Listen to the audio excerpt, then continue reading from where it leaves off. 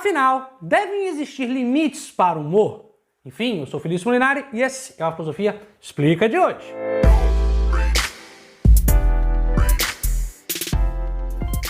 Um tema que é recorrente, quase todo ano aparece como discussão, é o tema daquele politicamente incorreto relacionado ao humor. Pois bem, tem casos clássicos, desde a piada do Chris Rock com a mulher do Will Smith, que gerou aqui toda aquela repercussão no Oscar, do tapa, até um caso mais antigo, por exemplo, do Rafinha Bastos, fazendo uma piada com a... Como é que é o nome dela, gente? Vai, me atualiza aí. Como é que é o nome? Vanessa Camargo. O Rodrigo aqui, meu assistente, me ajudou. O Rafinha Bastos fazendo uma piada com a Vanessa Camargo, quando ela estava grávida, né?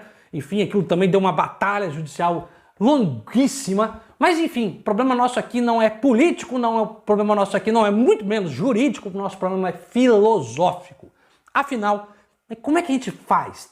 O humor ele tem que ter limite? Ou tudo vale no humor e na comédia? Pois bem, a gente vai pegar esse tema, analisar ele por várias partes. Na verdade, eu vou dividir ele em 3 partes esse vídeo. O primeiro é mostrando os problemas da gente não ter um limite, dizer que vale tudo no humor. Depois eu vou dizer os problemas que a gente fala em ter um limite. E por final, ali eu vou dar minha visão sobre essa questão. Tudo bem? Mas antes da gente falar do tema, faço aquilo de sempre, um convite a você. Se você tiver alguma sugestão de vídeo, você pode deixar aqui nos comentários ou então ir lá no meu Instagram. Lá você pode mandar mensagem, a gente sempre tenta, eu sempre tento responder a todo mundo, às vezes demora um pouquinho, mas sempre tento responder, pegar as sugestões de vídeos e fazer pra cá. Tudo bem? Então vamos lá, vamos tratar desse tema, que é dos limites pro humor.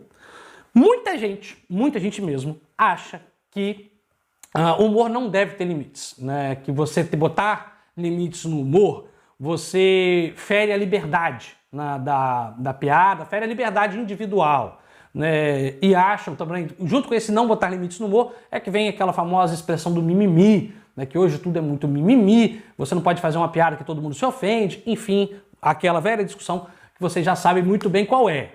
Mas tá, vamos lá. Então a gente tem realmente que deixar o humor aberto.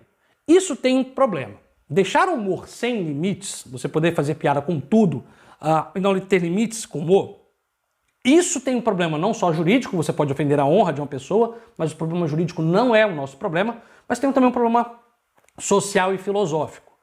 Normalmente, quando a gente não bota arestas e limites no humor, esse humor ele tende a sempre ressaltar antigos preconceitos. Por exemplo, se a gente pegar as piadas mais tradicionais que a gente tem, e no Brasil mesmo, a gente vai ver que sempre são visões estereotipadas. Seja, por exemplo, da loira burra, de uma mulher, por exemplo, ou ela é bonita, ou ela é inteligente. É uma visão muito pessoal que a gente tem, né? Se a mulher é bonita, ela não é inteligente, se ela é inteligente, ela é feia, ela não pode ser as duas coisas. Por exemplo, essa é uma visão, obviamente, simplista, uma visão preconceituosa e que vai na piada com essa imagem de uma loura burra, né? Como se toda loura fosse burra. Atrás dessa piada tem essa visão de que a mulher ela não pode ser bonita e inteligente. Mas não é só com isso, né? Você não impor limites no humor, você faz não só o caso da mulher, mas piadas contra negros, contra judeus, contra pessoas caipiras, muitas vezes. A gente tende isso a fazer, às vezes, com a ideia do Jeca Tatu, como se toda pessoa do interior fosse ignorante no sentido de não ser sábia. Então, simplificando aqui, o limite de você não refletir sobre os limites do humor, né, a questão envolvida nos limites do humor, é que o humor sem limites, ele tende a reforçar velhos preconceitos, seja contra as mulheres, seja contra pessoas do interior, seja contra gays, judeus, negros. É difícil esse humor, essa comédia popular, ela fazer piada com visões majoritárias. Dificilmente você vai ver, por exemplo, uma piada contra a Igreja Católica ou uma piada contra homens heteronormativos. Você não vai ter, né? Não vai ter. Então, a gente sempre pega essa piada, grupos excluídos, para fazer humor. E isso é complicado, porque, volto a dizer, a gente reforça o preconceito, ele se mantém ali, o humor ele vai acabar servindo como uma válvula de manutenção do preconceito. Mas, então a gente tem que colocar limite? Mais ou menos, porque colocar limites no humor também é complicadíssimo. Talvez mais complicado do que deixar o humor livre. Por quê? Porque vamos supor que então o humor, para não reforçar preconceitos, a gente tem que impor limites. Primeiro problema, quem vai impor esse limite? Quem vai impor o limite do que pode ser uma piada e do que não pode ser uma piada? Quem vai conseguir traçar o limite entre uma piada que ofenda negros e uma piada que é só uma piada mesmo inocente? Isso é muito complicado. Quando a gente fala de humor, traçar o limite ali entre uma ofensa e algo que é uma mera piada sem graça é extremamente difícil. Não é só difícil, como volto a citar, o maior problema seja a quem a gente vai dar esse papel de julgar se uma piada é engraçada ou se ela é, enfim, uma ofensa. A gente vai dar para o judiciário, né? Isso é muito complicado. E eu acho que a história recente do país mostra como o judiciário, muitas vezes, não tem competência para julgar aquilo que não é a esfera, né? E muitas vezes o judiciário ele extrapola seus limites e tem dificuldades de analisar isso. Acho, então, que jogar para o judiciário uma coisa como essa é extremamente complicada. Extremamente complicada. E volto a falar, seja de judiciário, seja qualquer forma que a gente tenha, esse cerceamento do humor pode ser também uma censura política. Pode. Aqui não só para grupos de direita, mas também de esquerda, que vão fazer algum tipo de piada e aquilo pode ser. Vou dar aqui um exemplo claro.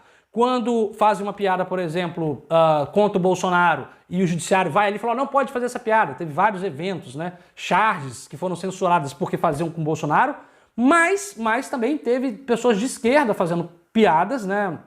Não só com o Bolsonaro, mas pessoas de direita fazendo piadas, às vezes, com mulheres e com gays e também tendo sua liberdade cerceada. Teve, por exemplo, o caso do humor do Porta dos Fundos, daquele filme de humor.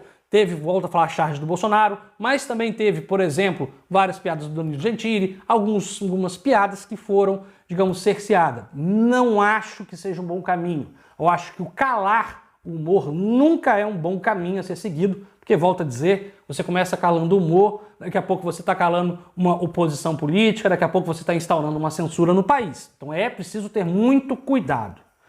Mas, Felício, se deixar livre reforça preconceito. E se não deixar livre, impor limite, também que cai numa censura, o que a gente faz? Aqui, para responder essa questão, eu vou trazer um autor chamado Henri Bergson, está aqui nesse livro.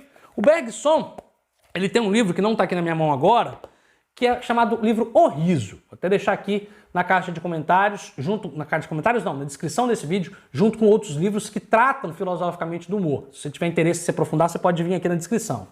Mas o Bergson, no seu livro Riso, ele vai analisar a ideia do humor e da comédia na sociedade. Um livro bem pequeno, bem interessante.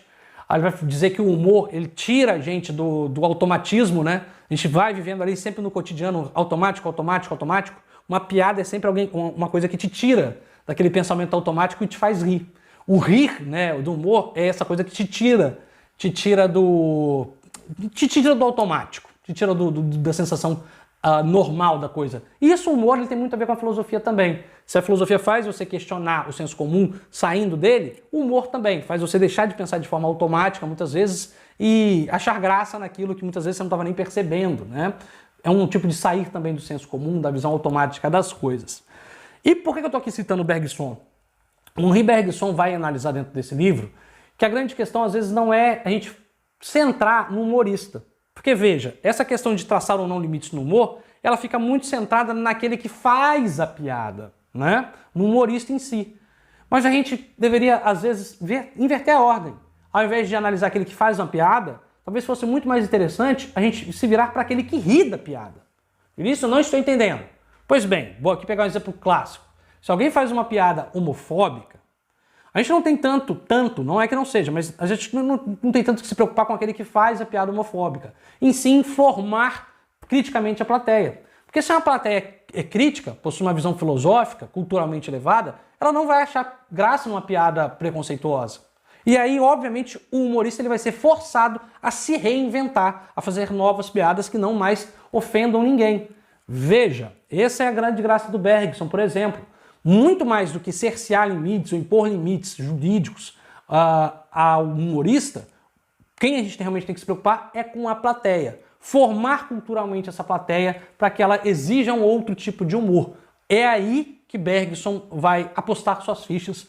Eu acho uma saída muito menos problemática, claro, também tem seus problemas, né? Por exemplo, o problema é como seria formar criticamente essa plateia, mas eu acho que ela é muito mais tranquila filosoficamente do que as duas opções que a gente tem, que são voltadas para o humorista. Então, voltar os olhos para a plateia, voltar os olhos e fazer com que a plateia ache graça daquilo que realmente tenha graça e não ache graça naquilo que não é motivo de piada, naquilo que é motivo, muitas vezes, de repulsa ou ojeriza. Essa, por exemplo, é a grande contribuição do Bergson no seu livro Riso. E eu acho que essa é a saída que eu daria para o problema. Mas afinal, qual saída você daria? Deixa aqui nos comentários, quero saber a sua opinião. E se você gosta de vídeos e análises filosóficas sobre tudo, não se esqueça de curtir esse vídeo e se inscrever no nosso canal, pois toda semana a gente traz aqui 2 vídeos novos para você.